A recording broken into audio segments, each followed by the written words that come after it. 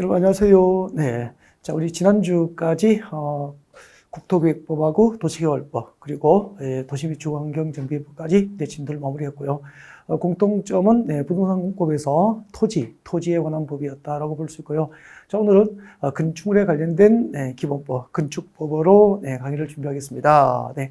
자, 건축법은 우리 7문제 출제됩니다. 7문제 정도 출제되는데 실력으로 한 4문제 내지 5문제를 맞춘다면은, 다른 과목에서, 한두 과목 약간 실수가 있더라도, 우리가 이렇게 합격을 무난하게 할 수 있는, 그런 과목이라고 생각하실 수 있습니다. 네. 자, 건축법. 자, 오늘은 이제 용어 정의 위주로 이제 여러분께 설명을 드릴 것 같고요. 아마 그 기본 이론 강의를 여러분이 좀 수월하게 이렇게 들을 수 있도록 건축법에서 이제 학습하게 될 용어들을 꼼꼼하게 하나씩 챙겨가는 방법으로 강의를 준비했습니다. 자, 먼저, 자, 우리 건축법의 이제 적용 범위라고 되어 있습니다.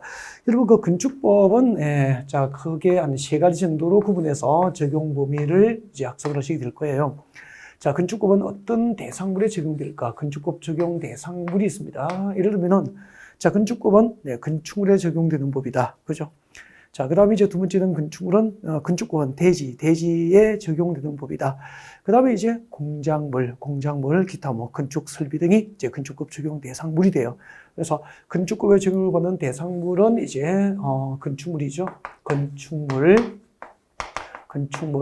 그리고 대지, 그리고 이제 공작물 그렇게 되는데, 여러분 그 건축물하고 공작물의 공통점은 전부 자연적으로 존재하는 겁니까? 인공적으로 제작 설치됩니까? 그렇죠. 인공적으로 제작 설치된다는 점에서 똑같습니다. 네. 근데 이제 그 차이점이 뭐냐면은 인공을 가하여 설치되는 시설물 가운데서 지붕이 존재합니다. 지붕이 존재하는 것은 원칙적으로 건축법 적용을 받는 이제 건축물에 해당한다라고 볼 수 있고요. 그다음에 이제 인공적으로 설치되는 시설물 가운데서 지붕이 존재하지 않습니다. 지붕이 존재하지 않는 것은 이제 공작물에 해당한다라고 일단 구분을 하시면 돼요. 네.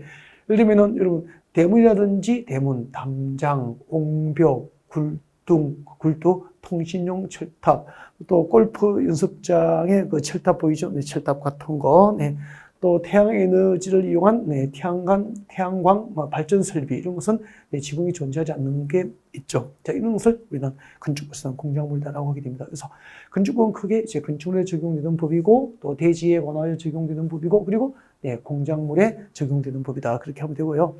그러면 이제 건축법 적용을 받는 건축물과 건축법 적용을 받지 않는 건축물을 구별하는 문제가 출제가 가끔 이루어지게 됩니다. 그리고 이제 건축법상 대지가 무엇일까? 자, 건축법에서 정의하는 대지여야 이제 건축법상 이제 건축 허가가 원칙적으로 가능하게 되겠죠. 그래서 자, 건축법상 대지가 무엇일까? 당연히 알고 계셔야 되겠죠. 그다음에 자, 인공을 가하여 제작되어 이제 설치된 시설물 가운데서 이제 건축법 적용을 받는 건축물에 해당하지 않지만 이 공작물도 강고탑, 강고판 이런 거 이 공작물도 일정한 범위를 넘어서 축조하면은 그 안전 등을 확보하기 위해서 건축법 적용을 하게 됩니다. 네, 잠시 뒤에 건축법 적용을 받는 건축물이나 대지 등에 대해서 구체적으로 학습을 하게 되겠습니다.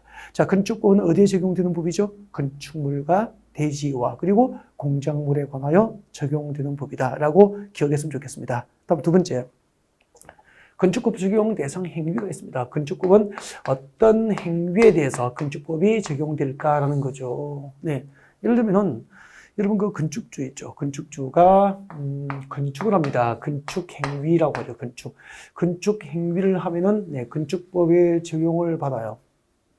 그러면은 건축주가 건축 행위를 하면은 건축법 적용을 받기 때문에 임의로 할 수 없고, 건축 행위는 이제 건축법이 정하는 절차에 따라서 원칙적으로 건축을 허가받습니다. 건축을 허가를 받든지 그래서 건축법에 의해서 건축을 건축하든 허가를 받아서 건축을 하게 되는 거예요. 그래서 건축 허가라고 하죠. 건축은 허가받고 건축합니다. 근데 모든 건축을 허가받지는 않죠. 또 일정한 건축물은 신고하고 건축이 가능하게 되죠. 그래서 자, 어떤 건축물은 허가를 받아야 하고 또 어떤 건축물은 신고하고 건축이 될까? 자, 잠시 뒤에 건축법 적용을 받는 건축 행위 5가지가 있습니다. 신축 들어보시죠. 신축, 정축, 개축, 재축, 이전 이 5가지를 이제 구체적으로 학습을 하시게 될 겁니다. 네. 그다음에 이제 건축법은 어디에 적용될까? 건축주가 자, 용도 변경, 건축물의 용도를 변경하면은 건축물의 용도 변경을 하면은 내 건물이지만 임의로 변경할 수 없고 건축법에 적용을 받기 때문에 이제 건축법에 정하는 절차에 따라서 건축물의 용도를 변경할 수 있죠. 자, 여러분 혹시 자, 공법을 처음으로 공부하는 분이 아니시라면은 건축법상 건축물의 용도 변경 방법 내 건축물이 이제 지금 제1종 근린 생활시설인데 이것을 이제 숙박시설이나 또 다른 운동시설 등으로 용도 변경할 때는 어떤 행정적인 절차가 필요할까? 자, 건축법상 건축물의 용도 변경 방법 3가지가 있습니다. 3가지. 자, 사용 승인. 준공검사를 건축권 사용 승인이라고 합니다. 사용 승인. 자, 이렇게 준공검사 사용 승인 받은 건축물의 용도를 그 외 사용 승인 받은 용도 외의 용도로 건축물의 용도를 변경할 때는 용도 변경 행위고 용도 변경 행위는 허가를 받고 하는 게 원칙입니다. 그래서 건축법상 용도 변경 방법은 허가를 받고 용도 변경할 수 있고요. 그다음에 신고하고 건축물의 용도를 변경할 수 있죠. 용도 변경을 신고하고 용도 변경할 수도 있어요.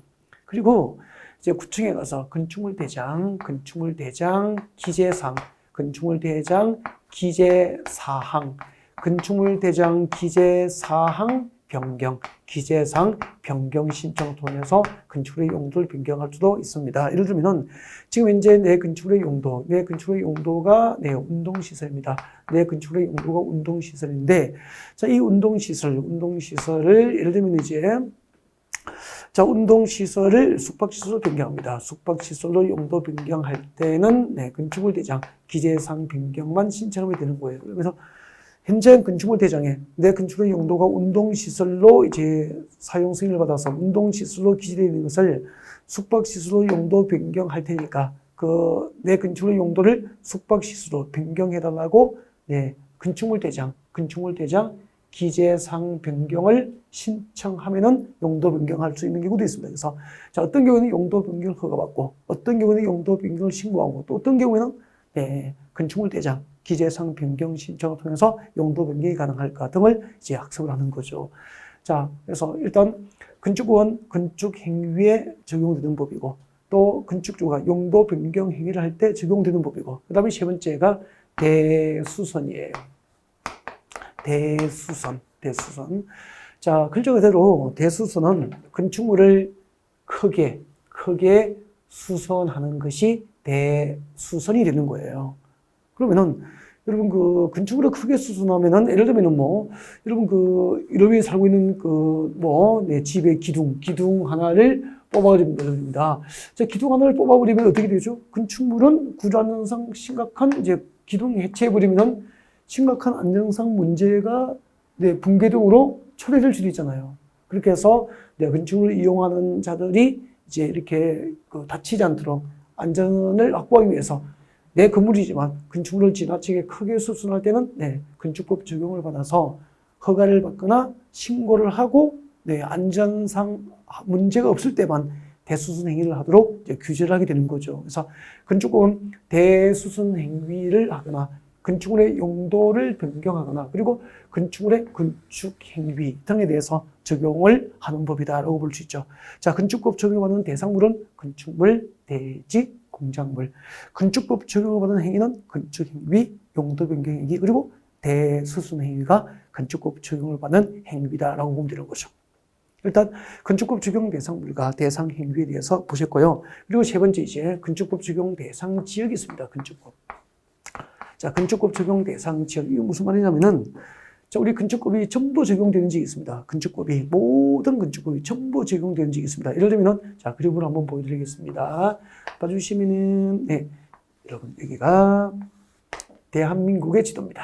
우리나라죠. 자, 우리나라 지도입니다. 전 국토, 우리나라 국토 전부를 이제 이렇게 지도로 옮겼습니다. 지도가 대한민국 지도가 좀 이렇게 사각형으로 생겼죠. 제가 어제 저녁에, 서쪽으로, 그리고 동해 쪽으로 좀 밀어내버렸어요. 이렇게 해서 좀 육지를 키웠습니다. 기분 좋으시죠? 자, 그러면은, 이렇게 생각하시면 돼요. 내 고객이, 자, 어떤 지역의 땅 사면은 모든 건축법에 적용을 받게 될까? 그래서 자, 건축법이 전부 적용되는 지역입니다. 도시지역이에요. 그러면 우리 국토 가운데서 도시지역으로 서울처럼 도시지역으로 용도지역이 지정된 곳이라면은 네, 건축법이 전부 적용됩니다. 그래서 도시지역에서 건축을 할 때는 모든 이제 건축법 적용을 받기 때문에 모든 건축법 규정에 맞도록 이제 건축을 해야 되는 거예요. 그만큼 이제 건축법의 모든 건축법에 적용을 받기 때문에 이제 건축은 다소 어렵지만 모든 건축법 규정에 맞도록 건축이 이루어지면은 네, 건축물의 안전을 확보할 수 있게 되죠. 네. 그다음 두 번째는 이제 도시적 밖으로 나갑시다. 도시적 외의 지역이죠. 그럼 도시적 외의 지역으로 나가면 이제 논답, 천답, 가성동, 농지도 있고 뭐 임야도 있고 막 그렇잖아요. 그래서 건축 밀도가 낮죠. 그러면은 이 도시적 외의 지역은 도시지역 외의 지역은 우리 그 국토교육법에서 이제 용도지역을 잠깐 배웠잖아요. 관리지역, 농림지역, 자연환경 보전지역이 도시적 외의 지역이잖아요. 이 도시지역 밖에서는 건축 밀도가 낮기 때문에 네, 쓸데없이 모든 건축법을 적용해서 규제를 할 필요가 없죠. 안전을 확보하기 위한 최소한의 규제만 할 수 있도록 일부 건축법 적용을 배제하게 되는 거예요. 예를 들면 자, 건축법이 전부 적용되지 자, 도시적 외의 지역은 일부 건축법을 적용하지 않는데 도시적 밖에도 지구 단위 계획구역이 지정됐습니다. 지구 단위 계획구역. 자, 우리 국토교육부에서 잠깐 용어 설명을 드렸지만 이제 아직까지 낯설죠. 자, 지구 단위 계획구역이 지정된 이제 도시적은 아니지만 건축법이 전부 적용돼요. 나중에 이제 지구 단위 계획구역에 대해서 여러분 기본 이론 강의 시간에 여러분이 학습을 하고 나면은 보통 이제 그 지구 단위 계획구역이 지정된 지역은 새로 이제 산업단지나 유통단지, 주택단지로 이제 이렇게 신도시로 개발되는 지역이에요. 그러면은 지구 단위 계획구역이 지정된 지역이 산업단지, 유통단지, 주택단지 등으로 개발되면 곧 이제 건축 밀도가 높아질 테니까 현재는 도시지역이 아닌 용도지역이어도 지구 단위 계획구역이 지정된 지역은 건축법상 모든 규정에 맞도록 이제 건축을 하도록 규제를 받게 됩니다. 건축법이 전부 적용되는 거죠. 그 다음에, 자, 도시지역은 아니지만, 도시지역 밖에 동가읍지역입니다. 동가읍지역은 건축법상 모든 규정이 빠짐없이 전부 적용됩니다. 그래서, 자, 내 고객이, 자, 어떤 우리 국토공원에서 일정한 지역에서 땅을 사서 건축을 할 때, 자, 건축법이 전부 적용되는 지역은, 자, 용도지역이 도시지역이거나, 그리고 도시적 외의 지역 중, 뭐죠? 지구 단위 계획구역이 지정되거나, 동가읍지역은 네, 건축법이 전부 적용된다. 그렇게 보면 되고요. 자, 만약에 이제 동가읍이 섬이라면은 인구 500인 이상이 되는 지역은 네, 건축법이 전부 적용된다. 그렇게 보면 됩니다. 네. 인구 500인 이상이 되는 지역은 건축법이 전부 적용된다. 그러면은 인구 500인 미만인 동가읍 지역은 네, 도시적 외의 지역에서 건축법 적용을 전부 적용 대상에서 제외된다. 그렇게 보면 되죠. 네. 자, 이렇게 건축법이 전부 적용되는 지역도 있고 또 전부 적용되는 지역이 아니라면은 일부 건축법 규정에 적용이 배제되는 지역도 있다. 그렇게 보시면 되죠. 그래서 자, 우리는 건축법 적용 대상물, 건축물, 대지, 공작물. 자, 인문과정과 목차를 기억하면은 이제 체계를 잡을 수 있죠. 그 다음에 이제 건축법 적용을 받는 행위는 네, 건축행위, 용도 변경 행위, 대순 행위가 있고, 그 다음에 건축법 적용 지역은 전부 적용 지역, 그리고 전부 적용 지역이 아닌 지역, 그러니까 도시 지역이거나, 그 다음에 도시지역 밖에 지구 단위 구역구이거나 동가읍에 해당하지 않는 지역은 일부 건축법 적용을 받지 않게 됩니다. 그래서 전부 적용 지역은 도시지역. 도시적 외의 지역 중 지구 단위 계획구역이 지정됐거나 동가읍 지역은 건축법상 모든 규정이 빠짐없이 전부 적용된다. 그렇게 보시면 돼요. 자, 그러면은 자, 일단은 이제 전체를 한번 보여드린 거죠. 자, 건축법이 적용되는 대상물, 대상행위, 대상지역 등을 이제 잠깐 보셨고요. 그러면은 지금부터 본격적으로 자, 건축법 적용 대상물 첫 번째 대지부터 보겠습니다. 네. 건축법상 대지가 무엇일까? 이제, 이걸 책 보지 않고 말할 수 있어야 돼요. 아니, 건축법상 대지가 무엇입니까? 라고 물어봤는데, 그것을 책을 보지 않으면 말을 못하면 모르는 거잖아요. 그래서 책 보지 않고 말할 수 있도록 연습을 좀 하셨으면 좋겠습니다. 건축법상 대지라 하면, 공간정보 구축 및 관리 등에 관한 법률 법률, 이 공간 정보 구축 및 관리 등에 관한 법률상, 자, 각 필지, 각각의 필지로 나눈 토지를 건축구상 대지라고 합니다. 네. 그래서 공간 정보 구축 및 관리 등에 관한 법률상 각 필지로 나눈 토지를 건축구상 대지라고 한다. 자, 무슨 말인지 잘 와닿지 않잖아요. 그래서 제가 이제 인문 과정이니까 편안하게 그림도 그려서 여러분에게 설명해 드릴 수 있으니까 좋아요. 자, 보십시오. 여러분, 여기, 자, 이렇게 10필지로 나눈 토지가 있습니다. 몇 필지라고요? 10필지죠. 네, 이렇게, A, B, C 이렇게 10필지로 나눈 토지가 있어요. 그래서 자, 이렇게 10필지로 나누어진 이 각각의 필지를 건축에서는 각각의 대지라고 보는 거예요. 그러면은 A 필지로 나눈 부분, A 필지로 나눈 토지도 건축법상 무엇이 됩니까? 하나의 대지가 되는 거죠. 그 다음에 B 필지로 나눈 부분의 토지도 건축법상 하나의 대지가 되는 거죠. 그 다음에 C 필지로 나눈 부분도 건축법상 하나의 대지가 되는 거예요. 이렇게 우리 건축법에서는 각각의 필지로 나눈 토지를 건축법에서는 각각의 대지라고 보는 거예요. 그러면은 10필지로 나눈 토지는 건축법상 각각의 필지가 하나씩 대지가 되니까 10필지로 나눈 토지는 건축법상 몇 개의 대지가 되죠? 그렇죠. 3개의 대지가 되는 거예요. 그래서 공간정보 구축 및 관리에 관한 법률에 따라서 각 필지로 나눈 토지가 건축구상 대지라는 말의 뜻은 곧 지력법상 공간정보 구축 및 관리에 관한 법률상 한 필지의 토지는 곧 건축법상 하나의 대지가 된다. 즉 1필지 이꼴 1대지가 원칙이다 라고 하는 것을 말한 거예요. 그러면 공간정보 구축 및 관리에 관한 법률에서 한 필지는 건축법상 1개의 대지가 되는 거죠. 2개의 필지는 건축법상 2개의 대지가 되고, 이렇게 그림에서처럼 3개의 필지로 나눈 토지는 건축법상 3개의 대지가 되는 게 원칙이다. 지력법상 1필지 건축법상 1대지가 되는 게 원칙이다. 그런 뜻이에요. 이 말을 법조문은 공간정보 구축 및 관리 등에 관한 법률에 따라서 각 필지로 나눈 토지가 건축법상 대지다라고 얘기한 거죠. 이게 길어요, 짧아요? 짧으니까. 나중에 물으면은 짧으니까 연습을 안 하죠.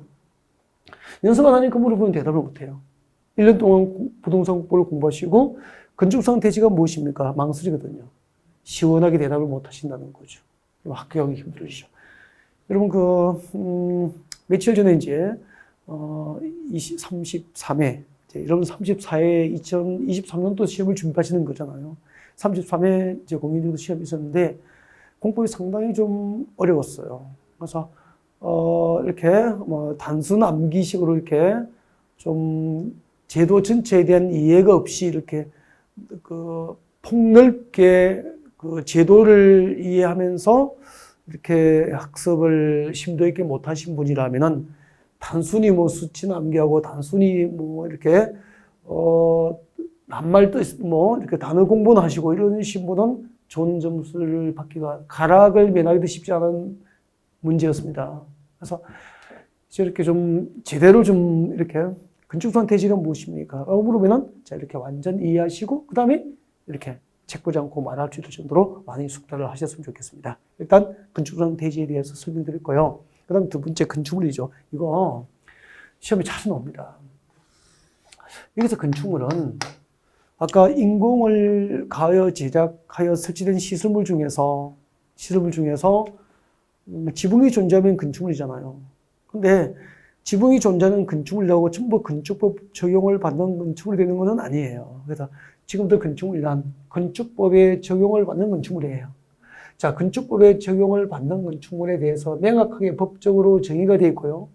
이 건축법에 적용을 받는 건축물을 알고 있어야 건축법 적용을 받지 않는 건축물을 구별해서 가려낼 수 있잖아요. 그래야 정답을 찾아갈 수 있는 거죠. 자, 건축법 적용을 받는 건축물이란 첫 번째, 여러분 교재에 밑줄 그으십시오.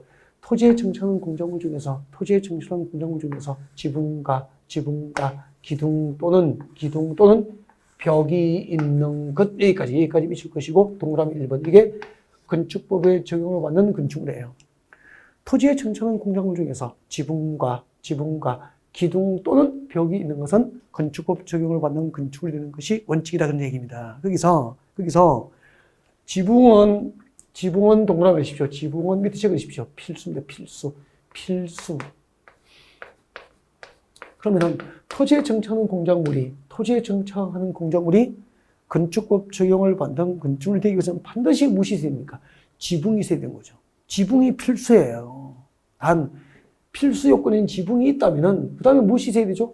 기둥 또는 벽이 있어야 되는 거예요.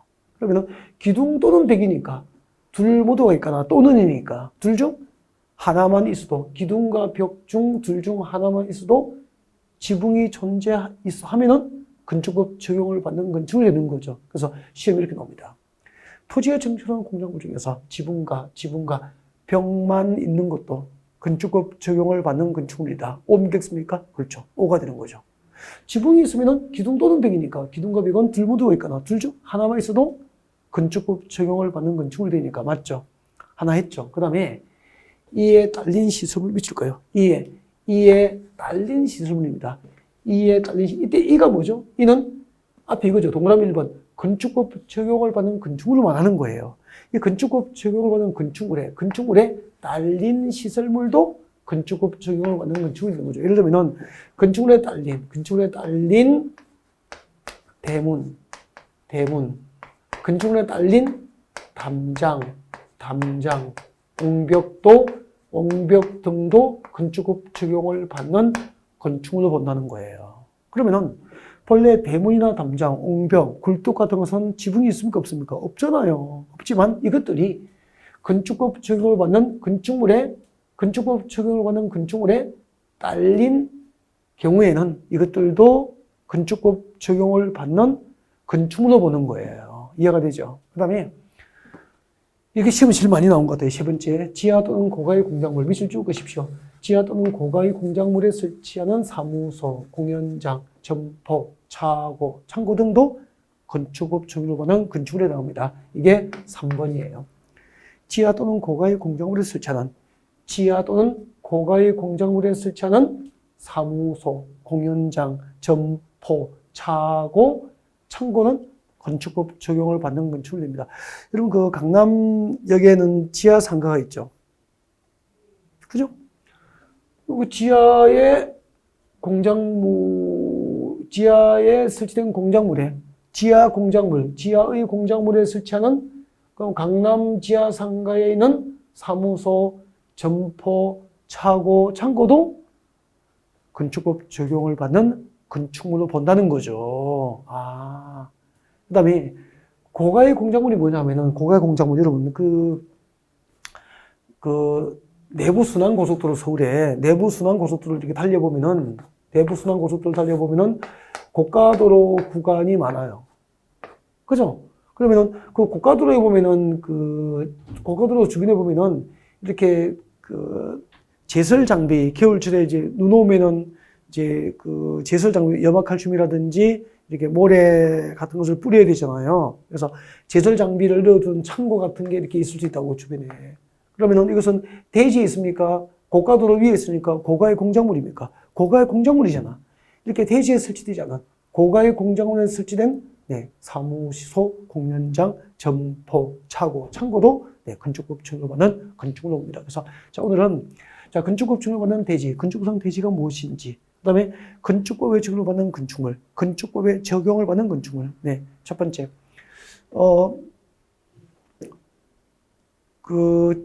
공작물에, 토지에 정착하는 공작물 중에서 지붕가, 기둥 또는 벽이 있는 것은 건축법 적용을 받는 건축물입니다. 그리고 그 건축법 적용을 받은 건축물에 딸린 대문, 담장, 옹벽 등 공작물도 건축법 적용을 받는 건축물입니다. 그 다음에 지하 또는 고가의 공작물에 설치하는 사무소, 공연장, 점포, 차고, 창고도 건축법 적용을 받는 건축물이다. 두 가지를 배운 거죠.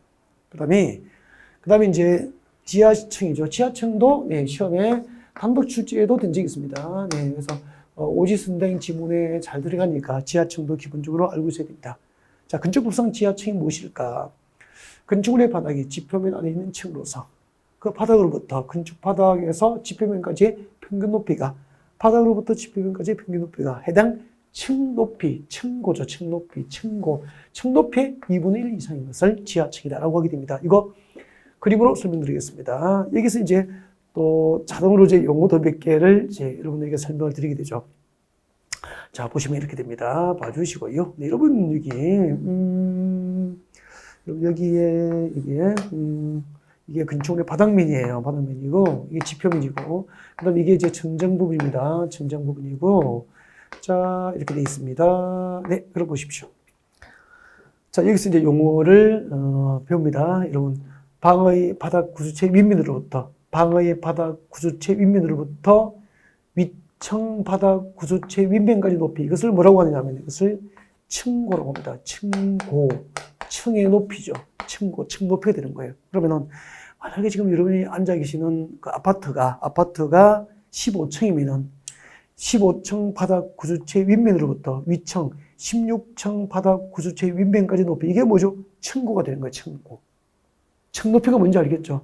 아, 이 건물은 말이야. 야, 층고가 상당히 높으니까 환기도 잘 되고 좀 느낌도 시원하고 통풍도 잘 되고 뭐 이런 얘기를 하잖아요.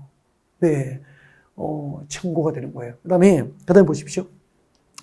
방의 바닥면으로부터 지금 여러분이 사무실에 있거나 또 거실에 계시면은 혹은 공부방에 계시면은 방의 바닥면, 지금 발을 두고 있는 부분이 방의 바닥면이잖아. 그죠? 그 방의 바닥면으로부터 우리가 말하는 천장까지의 높이를 뭐라고 하느냐면은 건축에서는 반자 높이라고 합니다. 반자 높이라고 그래요. 반자. 그래서 그 건축법은 이 천정이라는 말을 쓰지 않아요. 천정을 뭐라고 하죠? 반자라고 합니다. 그래서 우리가 말하는 천정 높이를 반자 높이라고 그래요. 같이 봅니다. 층고, 따라가세요. 층고. 그리고 반자 높이. 아셨죠? 네. 그러면 층고가 대체로 높게 산정됩니까? 반자 높이가 높습니까? 층고가 더 높게 산정되죠. 방의 바닥 구조체 윗면으로부터 위층 바닥 구조체 윗면까지 높이는 층고. 방의 바닥면으로부터 반자까지, 반자는 천정입니다. 반자 높이까지 높이를 뭐라고 하죠? 반자 높이 이렇게 해요. 그러면은 2층이 지하층이 되려면 법적으로 잘 보십시오. 방의 바닥면으로부터 지표면까지 평균 높이가 이 높이죠, 이거. 방의 바닥면으로부터 지표면까지 평균 높이가 이것을 스몰 h라고 합시다. 스몰 h. 이 스몰 h가 층고는 방의 바닥 구조체 윗면으로부터 위층 바닥 구조체 윗면까지 높이를 층고라고 하지만 이 층고의 얼마 이상?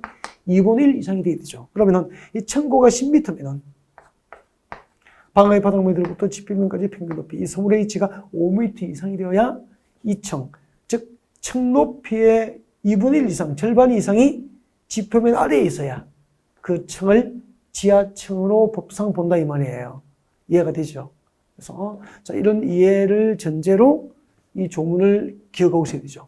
건축법상 지하층이란 건축물의 바닥이 지표면 아래에 있는 층으로서 그 건축물의 바닥에서부터 지표면까지의 평균 높이가 건축물의 바닥면에부터 지표면까지의 평균 높이가 해당 반자 높이의 2분의 1이 아니고 해당 층 높이, 층 높이의 2분의 1 이상인 것을 건축법상 지하층이라고 하는 거죠. 그래서 층 높이를 이제 층고를 배우면서 참고로 반자 높이까지 설명을 드린 거예요. 그 다음에 거실. 지금 우리는 무엇을 공부하고 있죠? 국어 시간입니까? 건축법입니까? 건축법이잖아요. 건축법상 거실이에요. 건축법상 거실. 그러면 지금까지 우리가 살아오면서 생활 경험을 통해서 알게 된 거실이란 우리 가족이 모여서 쉴 수 있는, 그죠? 가족 전부 모여서 쉴 수 있는 TV가 있고, 응접 식탁가 있고, 소파가 있고, 이게 다 거실이잖아. 그런 개념이 아니고요. 건축법에서 거실이란 건축물 안에서 거주, 집무, 작업, 집회, 오락 등의 목적을 위해서 사용되는 방은 전부 건축법상 거실이 돼요. 그러면은 이렇게 생각하시면 되죠. 건축물 안에서 사람이 건축물 안에서 비교적 장기간 연속적으로 머물 수 있는 공간은 전부 건축법상 거실이 되는 거예요. 그러면 여러분이 아파트에 계시면 아파트 안방, 아이들 방, 그죠? 서재, 그리고 그 아파트에 있는 거실 부분, 이런 부분 전부 건축법상 모두 거실이 되는 거예요, 거실. 건축물 안에서 거주, 직무, 작업, 집회, 오락 등의 목적으로, 즉 건축물 안에서 비교적 장기간, 사람이 비교적 장기간 연속적으로 머물 수 있는 공간은 네, 건축법상 거실로 이해하시면 돼요. 네, 그러면은 그 강의실은 건축법상 거실이다. OX? O죠. 그다음에 제가 지금 강의를 하고 있는 것은 스튜디오가 되죠. 자, 이렇게 스튜디오는 건축물 안에 있는 스튜디오는 건축법상 거실이다. OX? O죠. 건축물 안에 사람이 비교적 장기간 연속적으로 머물 수 있는 공간은 전부 건축법상 거실이 되니까 이해가 되죠. 네. 그래서 이제 그 법을 이제 공부할 때는 항상 법적으로 사고를 하셔야 됩니다. 법이 규정한 대로 개념을 다시 바꿔가야 돼요. 그러니까 국어적인 개념으로 인식하면 틀리는 거죠. 법과 국어는 다르잖아요. 예를 들면은 저별은 나의 별, 저별은 나의 별. 그러면은 국어 시간에는 맞는 말이죠. 아름다운 식구가 되잖아요. 아름다운 시가 되잖아요. 그죠? 근데 법적으로는 저별은 나의 별이 될 수 없어. 그 별을 개인의 소유로 등기할 수 없잖아요. 법적으로는 저별은 나의 별이야. 미친 거죠. 그죠? 근데 국어 시간에 저별은 나의 별 언어적 표현이 맞는 거잖아요. 그래서 지금은 국어적으로 그 시를 인식하지 말고 법이 정한 대로 그 시대의 개념을 바꾸고 가야 된다는 거죠.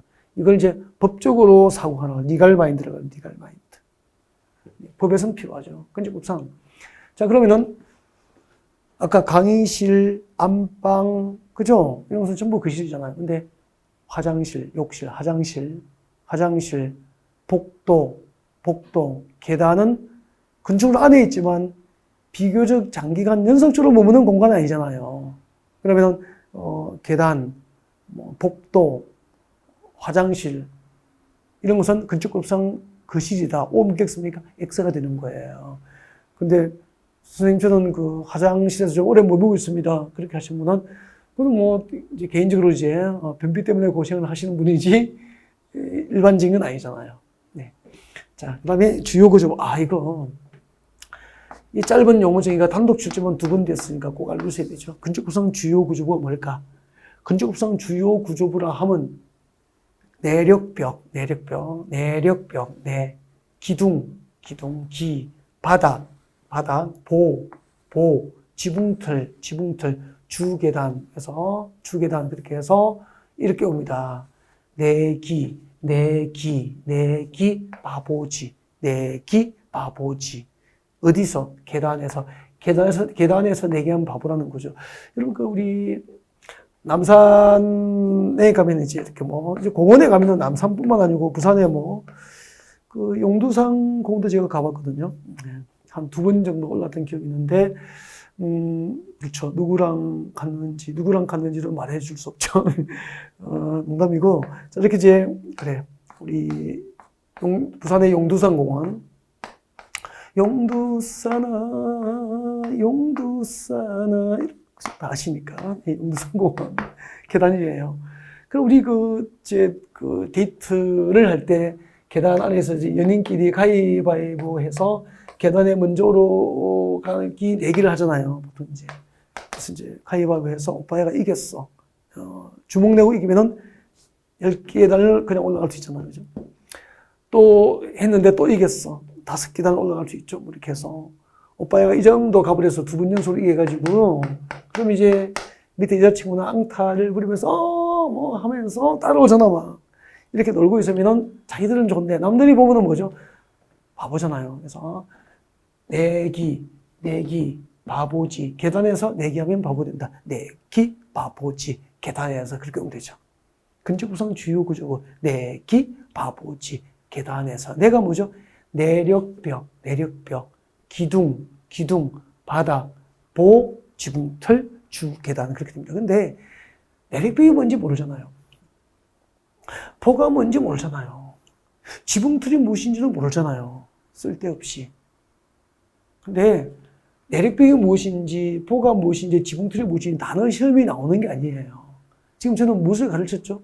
건축법상 주요 구조배에 해당하는 것을 외우십시오라고 가르쳤는데 자기는 내력벽이 무엇일까, 보가 무엇일까, 지붕틀이 무엇일까라고 여기다 캐션 마크를 붙여서 어려워하고 힘들어하면은 자기는 손해고 시험은 떨어진다 이 말이에요. 맞죠?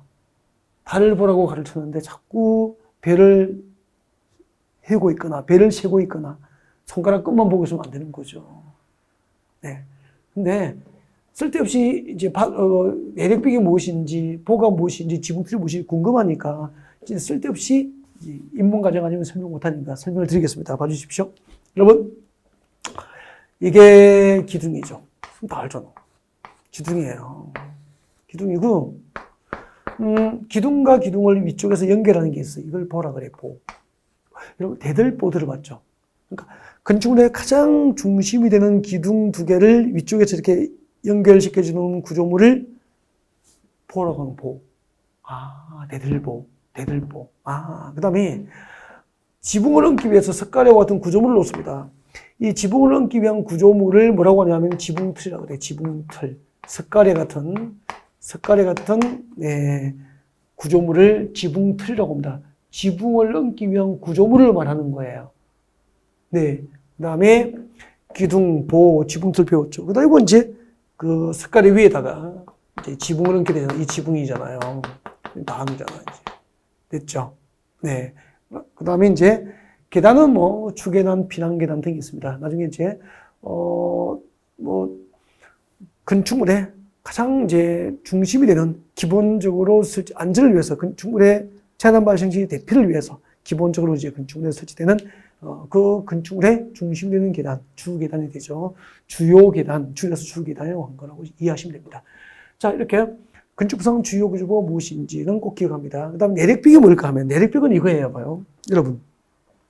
기둥과 기둥 사이에 보 아래에 보통 벽을 쌓잖아요. 이렇게 벽을 쌓게 되죠. 벽을 쌓게 되는데 이 벽이 철근 콘크리트 구조로 된 벽.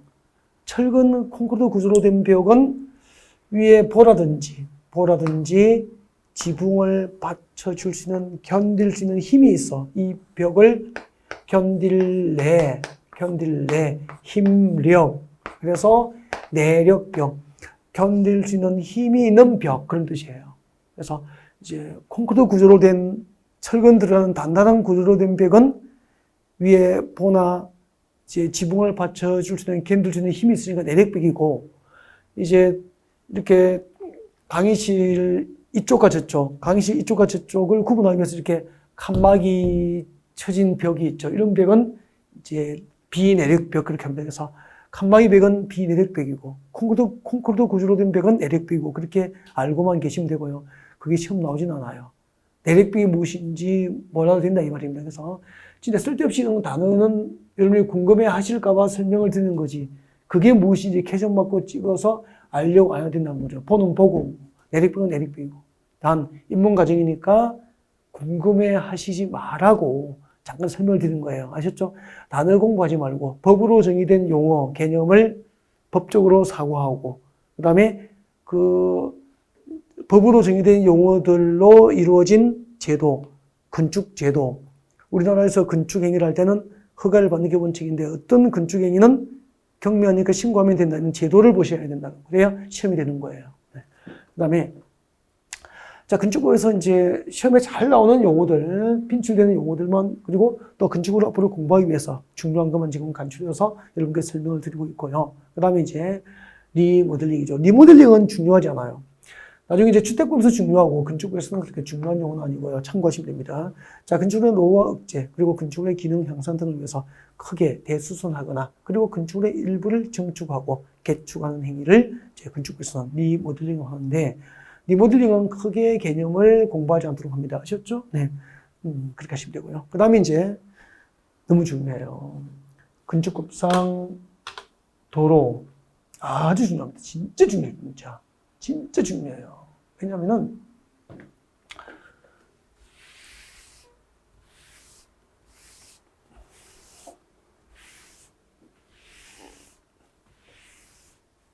일단 정리를 좀 할게요. 자, 건축상 도로가 진짜 중요한 게, 여러분 여러분 부동산 학개론 시간에 배우셨을 거예요. 예. 학개론 시간에 배우셨을 텐데,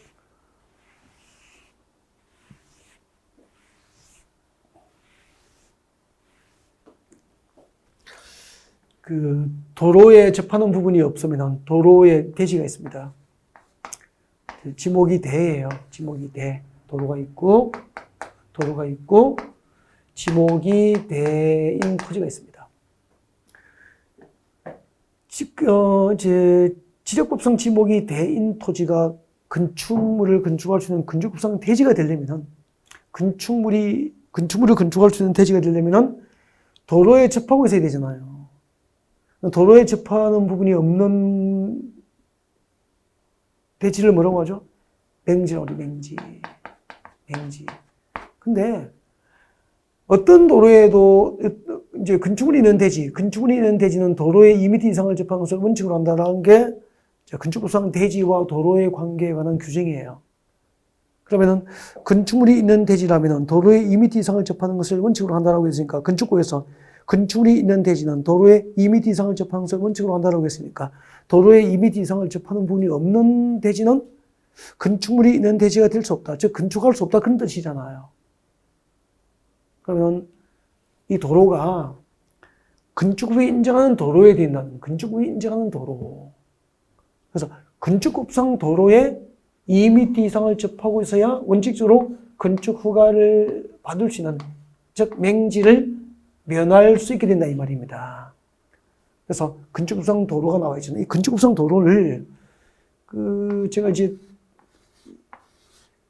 33회 공인중개사 시험을 준비하기 위해서 2022년도 공인중개사 시험을 준비하기 위해서 수험 준비를 하시는 분들에게 마지막 특강을 이제 이렇게 제가 지역에 있는 학원에 가서 강의를 드렸는데, 건축법상 도로가 무엇입니까? 라고 물으니까 거의 개념 정의가 안 되는 거예요.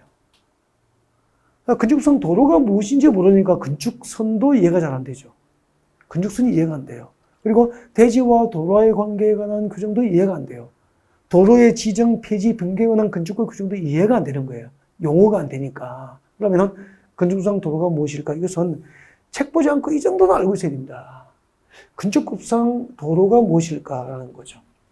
보여드릴까요? 건축법상 도로라 하면 보행과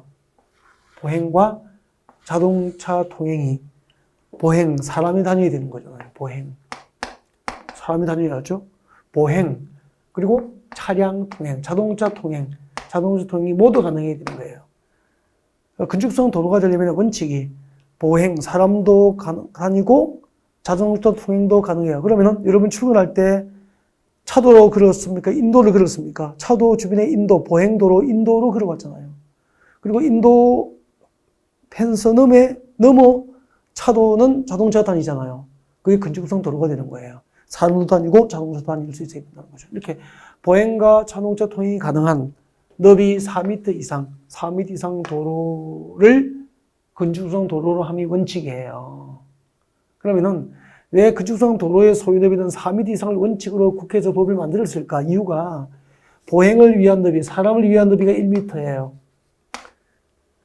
저처럼 이제 평균 체격이고 키가 평균 이상이면, 저 키 커요. 평균 이상 커요.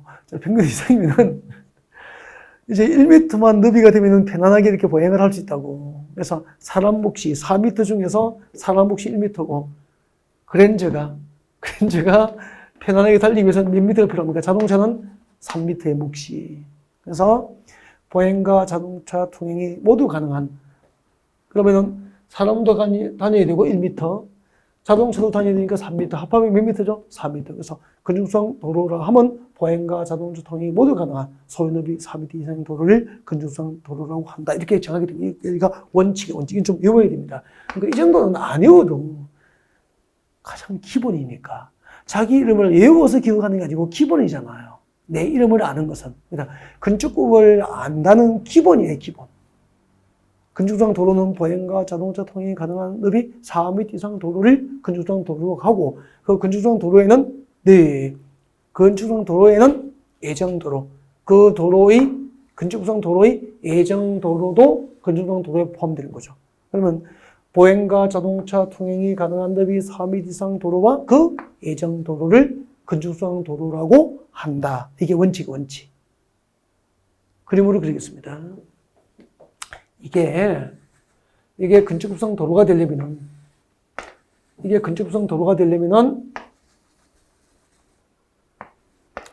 보행과 차량, 자동차 통행이 모두 가능한 이 소요너비가 몇 미터죠?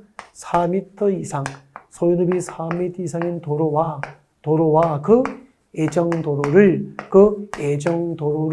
건축구성 도로로 하는 것을 원칙으로 한다는 겁니다. 보행과 차량, 자동차 통행이 가능한 너비 4m 이상 도로와 그 예정 도로를 건축구성 도로로 함이 원칙인데, 대외적으로 지행적인 조건으로 그때 보행은 절대 요건이에요. 그러면은 자동차는 할 수 있지만 보행이 불가능한 도로는 자동차 전용 도로잖아요. 그럼 자동차 전용 도로는 우리가 볼 때는 도로지만 보행 요건을 갖추지 못했기 때문에 자동차 전용 도로니까 건축구성 도로입니까? 도로가 아닙니까? 아닌 거예요. 그러면은 서울의 외곽순환고속도로나 경부고속도로는 자동차 전용 도로잖아요. 그러면 그 경부고속도로나 그리고 이렇게 외곽순환고속도로, 서울의 수도권의 외곽순환고속도로 자동차 전용 도로에 접하고 다른 도로에 접하는 부분이 없으면 전부 건축구에서 맹지라고 보고 건축을 안 해준다는 거예요. 원칙이 그래요, 원칙. 그 다음에 자, 차량 통행은 상대적이에요, 상대적이니까, 상대적 요건이니까, 보행이 가능하면은, 사람이 다닐 수 있는 보행이 가능하다면은, 자동차 통행이 불가능하더라도 건축구성 도로가 될 수 있는 경우는 있다, 이 말입니다. 이해가 되죠? 이렇게 보행과 자동차 통행이 모두 가능한 소유대비 4m 이상 도로와 그 예정 도로를 건축구성 도로로 함이 원칙이다. 여기까지 원칙을 말씀드린 거고. 그 다음에 봐요, 두 번째. 외우세요, 마음속으로. 여기 이제 산이에요. 그러면 산을 오르는 도로는 경사각도가 크면 자동차 통행이 불가능하잖아요. 사람도 올라가기가 불편하니까 계단으로 만들어 놓고 올라가잖아. 저 삼복도로, 그죠? 산비탈 마을에 가면은, 그러면은 이런 곳은 지형적인 조건으로 자동차 통행이 곤란하다고 건축허가권자가 자동차 통행이 곤란하다고 지정하여 공식적으로 지정하여 공고한 구역이에요. 이렇게 자동차 통행이 곤란하다고 공고한 구역은 너비 외우십시오. 3m 이상. 너비 3m 이상이면 건축구성 도로가 될 수도 있다는 겁니다. 근데 끝부분이 막혀 있어. 그 도로의 끝부분이 막히는 막다른 도로잖아요. 막다른 도로로서 길이가 10m 미만이야. 이 도로가 막다른 도로로서 끝부분이 막히는 막다른 도로로서 길이가 10m 미만. 막다른 도로로서 길이가 10m 미만이면은 너비가 2m 이상. 너비 2m 이상만 되어도 건축구성 도로로 인정을 해주는 거예요. 그래서 저 삼복도로 꼭대기 끝부분이 막힌 막다른 도로도 이렇게 3m 이상 너비가 되는 도로에 접하고 있으면 맹지를 면할 수 있기 때문에 건축이 허가가 나는 거예요. 그래서 비탈진 곳에도 건축이 가능하구나 라고 하는 것을 알 수 있게 되죠. 그 다음에 자, 보행과 자동차 통행이 가능한 너비 4m 이상 도로와 그 예정 도로를 건축구성 도로로 함이 원칙인데, 지형적으로 자동차 통행이 불가능한 경우와 막다른 도로의 경우에는 대통령 내의자는 구조와 너비, 이렇게 대통령 내의자는 구조와 너비의 도로도 건축구성 도로가 될 수 있다는 거죠. 네, 자, 그다음에 이제